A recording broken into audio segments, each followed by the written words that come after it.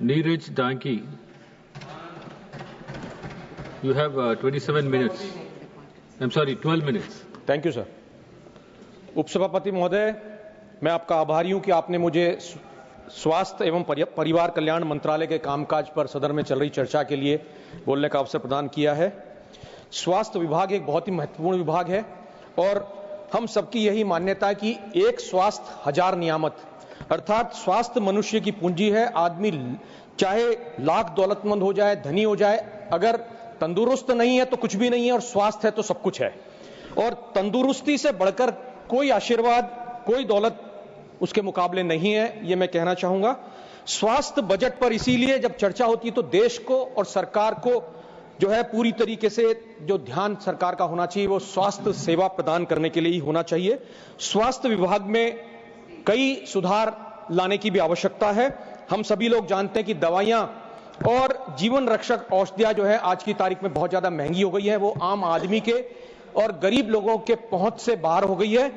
इस वजह से जो है स्वास्थ्य लाभ उनको नहीं मिल पाता, गरीब लोगों को। इस पर विशेष रूप से ध्यान देने की आवश्यकता है। सिर्फ बजट वृद्धि जो है वही प्रणालीगत सुधार नहीं ला सकती। स्वास्थ्य बजट में 11% वृद्धि की गई है और 1,03,851 करोड़ कर दिया गया है, जिसमें आयुष्मान भारत पीएमजेवाई व्यय भी शामिल है। इसलिए जब हम समायोजित करते हैं तो ये वास्तविक वृद्धि जो है वो 9% के लगभग है और ये 140 करोड़ लोगों के देश के लिए पर्याप्त नहीं है, ऐसा मेरा मानना है। इस वृद्धि के बावजूद सकल घरेलू उत्पाद के प्रतिशत में जिस रूप में स्वास्थ्य सेवा आवंटन जो है वो 2% से भी नीचे रह गया है। यह राष्ट्रीय स्वास्थ्य नीति जो 2017 की है उसका जो लक्ष्य निर्धारित किया गया 2.5%, उस लक्ष्य से बहुत दूर है। इसलिए यह बजट भी जो है ये स्वास्थ्य सेवा को प्राथमिकता देने में ये कहूंगा कि विफल हुआ है। केंद्र सरकार की योजनाओं में जब 2024-25 की बात करते हैं तो उसमें व्यय में भी 11% की गिरावट आई और उस गिरावट की वजह से जो प्रमुख कार्यक्रम स्वास्थ्य के हैं उसमें अक्षमताओं और धीमी कार्यान्वयन को उजागर किया गया है। मैं इसमें कहना चाहूंगा कि स्वास्थ्य के क्षेत्र में उपलब्धियों के साथ साथ अनगिनत चुनौतियां भी शामिल हैं और सबसे बड़ी जो चुनौती देश के सामने है वो है ग्रामीण और शहरी क्षेत्रों के अंदर जो स्वास्थ्य सेवाएं हैं उसमें बहुत बड़ी खाई है, बहुत बड़ा अंतर है। उस अंतर को पाटने की आवश्यकता है। देश में जो 65% अस्पताल हैं वो शहरी क्षेत्रों के अंदर है, जबकि देश की 70% आबादी वो ग्रामीण क्षेत्र के अंदर आती है। ऐसे में एक जिसे कहेंगे कि कमी जो है ग्रामीण क्षेत्र में डॉक्टर नर्सों की बहुत अधिक है, उसको कम करने की आवश्यकता है, उस पर ध्यान देने की आवश्यकता है। और WHO के अनुसार भी अगर हम देखते हैं तो डॉक्टर और जनसंख्या का जो अनुपात है 1/1456 है, जबकि मानक जो है वैश्विक मानक जो है वो 1/1000 है। इसको ध्यान में रखने की जरूरत है। ग्रामीण भारत जिसकी 70% आबादी है वहां अस्पताल के बेड्स अगर देखते हैं तो ग्रामीण क्षेत्र में 40% बेड्स हैं और इसमें हम अगर देखते हैं मानक जो जरूरत है वो आवश्यकता 1000 व्यक्तियों पर 3.5 बेड्स की आवश्यकता है। इस प्रकार से अगर हम कमी अगर देखते हैं देश में ओवरऑल बेड्स की तो वो कमी लगभग जो है 2.5 मिलियन बेड्स की कमी है। वो कैसे पूरी हो इस पर ध्यान देने की जरूरत है। मैं समझता हूं कि जब बजट में एम्स और शहर केंद्रित चिकित्सा संस्थाओं के विस्तार को प्राथमिकता दी गई हो, ऐसे में ग्रामीण भारत में जो प्राथमिक स्वास्थ्य केंद्र है PSC और सामुदायिक स्वास्थ्य केंद्र है CSC, इसमें पर्याप्त धन नहीं मिला है। आज की परिस्थितियां CSC और PSC की हो गई है। डॉक्टर्स नहीं है वहां, एम्बुलेंस नहीं है, प्रशिक्षित स्टाफ नहीं है, नर्सेज नहीं है, बेड्स नहीं है, सोनोग्राफी मशीन नहीं है, एक्सरे मशीन नहीं है। ऐसी परिस्थितियां हैं तो MRI जैसे जो है लाभ वो कैसे ग्रामीण क्षेत्र को मिल सकते हैं ये सोचने की आवश्यकता है। बड़ी विचित्र परिस्थितियों से जो है देश गुजर रहा है। ऐसे में जब हम बात करते हैं स्वास्थ्य बीमा की और जो स्वास्थ्य और स्वास्थ्य लाभ के लिए जेब से खर्च होने वाले खर्च की व्यय की जब बात करते हैं, तो भारत के कुल स्वास्थ्य देखभाल व्यय का 62.6% जो व्यय है वो स्वयं से करना पड़ता है। ऐसी परिस्थितियों के अंदर देखा गया है कि चिकित्सा बिलों को भरते भरते ही आदमी गरीबी की ओर बढ़ता है। पूर्व वक्ताओं ने भी इस पर जिक्र किया कि गरीबी स्वास्थ्य सेवाएं लेने की वजह से भी बढ़ रही है। ऐसे में जो जरूरत थी बजट में उन नीतिगत हस्तक्षेपों की जिसकी जरूरत थी वो उस पर पूरा नहीं किया गया, वो नजरअंदाज किए गए हैं। अन्यथा ये जो बोझ था इसे किसी ना किसी रूप में कम किया जा सकता था। स्वास्थ्य बीमा प्रीमियम पे जीएसटी को 18% से अगर 5% किया जाता, वो चूक रही है और ये कवरेज विस्तार इससे हो सकता था। एक पत्र भी इस संदर्भ में मैंने जो है फाइनेंस मिनिस्टर को लिखा है। इस संदर्भ में मैं समझता हूं कि अगर सरकार ध्यान देगी तो बहुत बड़ा लाभ देश को होगा। धारा 80D के अंतर्गत भी जो कटौती 25,000 से 50,000 की जानी चाहिए थी, वह बढ़ावा भी मेरे ख्याल से एक खोया हुआ अवसर के रूप में ही देखा जा सकता है। हम लोग बात करते हैं अगर आयुष्मान भारत में पीएमजेएवाई की, तो बजट में 28.9% की वृद्धि है, उसका स्वागत है। लेकिन निजी अस्पताल जो है वो प्रतिपूर्ति जो है रिएम्बर्समेंट की कमी की वजह से मरीजों को दाखिल करने से ही मना कर देते हैं और वो जो है इसका लाभ गरीब मरीजों को नहीं मिल पाता है। अगर वास्तव में ही कुछ काम करना है स्वास्थ्य के क्षेत्र में तो वैसा काम करके दिखाना होगा जो राजस्थान के अंदर कांग्रेस की सरकार ने, अशोक गहलोत जी मुख्यमंत्री थे उस समय में, उन्होंने करके दिखाया। चिरंजीवी योजना का लाभ जो है गरीब जनता को मिला। गरीब जरूरतमंद मरीज को 25 लाख रुपए का मुफ्त इलाज मुहैया कराने का काम कांग्रेस की उस सरकार ने उस समय किया। और यही नहीं, कोविड प्रबंधन भी ऐसा था। प्रधानमंत्री मोदी जी ने एक डिजिटल कॉन्फ्रेंस के अंदर जो है उसमें भी उनकी बुरी प्रशंसा मुख्यमंत्री अशोक गहलोत जी उस समय थे उनकी की है। तो मैं कहना चाहूंगा कि कोविड प्रबंधन जहां राजस्थान में हुआ, हिंदुस्तान में कोविड प्रबंधन में कहीं ना कहीं खामियां रही, कहीं ना कहीं चूक रही, वरना हालात इस तरह के नहीं होते। मैं जिक्र करना चाहूंगा पश्चिमी राजस्थान के उन जगहों का जहां से मैं आता हूं, जालोर, सिरोही, पाली, यहां की स्वास्थ्य सेवाओं को अगर देखा जाए तो स्वास्थ्य की दृष्टि से बहुत ही चिंताजनक हालात उन क्षेत्रों की है। कुछ बड़ी अगर बीमारी होती है तो पास के क्षेत्र में गुजरात के अहमदाबाद, पालनपुर, डीसा में जाना पड़ता, जहां प्राइवेट हॉस्पिटल्स में बड़े लंबे चौड़े बिल बनते हैं और उन बिलों की पूर्ति करते करते इंसान अपने खेत खलियान, अपने जमीन जायदाद को बेचने पे मजबूर होता है या उसे बड़ा ऋण लेना पड़ता है। ऐसे हालात वहां पर है जहां हम 25 वर्षों के बाद आजादी के अमृत काल की बात करते हैं। अमृत अगर नहीं दे सकते हैं तो कम से कम जो है जहर बरसाने का काम भी नहीं होना चाहिए। सरकार को देखना चाहिए कि ऐसे क्षेत्र में जहां गरीबी ज्यादा है, वहां जहां हालात किस तरह के बने हुए, पिछड़ापन, गरीबी और जहां शिक्षा का अभाव है, वहां कहां से वो पैसा लाएगा उन बड़े बड़े बिलों को भरने के लिए। मैं यही कहना चाहूंगा कि हम जब बात करते हैं ऐसे में तो 70 सालों की बात करते हैं। 10 साल आपको मिले, 3 टर्म आपको मिले, 11वां साल चल रहा है, 10 साल में उन कमियों को आप पूरी कर देते अगर उन 70 सालों की बात करते हैं।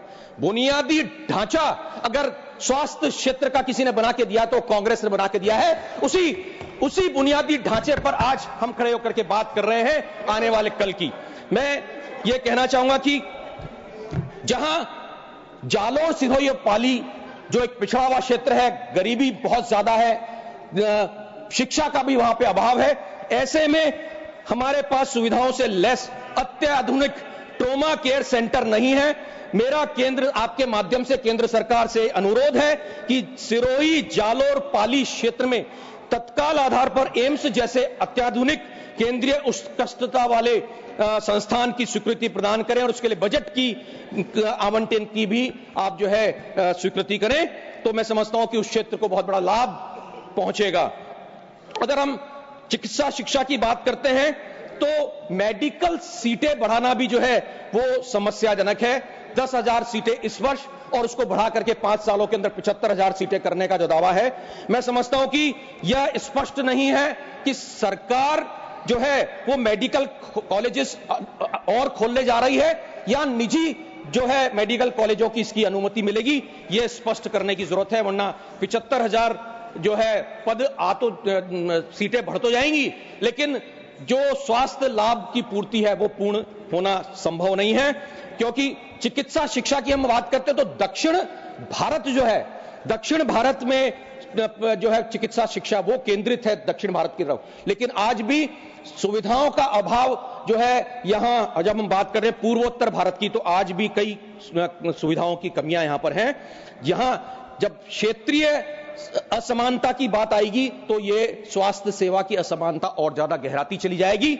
ऐसे में हम लोगों को चाहिए था कि मेडिकल स्टूडेंट्स के लिए भी कोई सहायता इसमें दी जानी चाहिए थी। मेडिकल शिक्षा को लेकर के भी जो कुछ ऋण मुक्त बजट की बात होती, सब्सिडी भी नहीं दी गई है, जबकि निजी कॉलेजेस में, मेडिकल कॉलेजेस की हालात किस तरह के, 60 लाख से 1 करोड़ या इससे भी ज्यादा की फीस वसूली जाती है, वो कहां से कोई गरीब व्यक्ति ऐसे में मेडिकल की पढ़ाई कर पाएगा।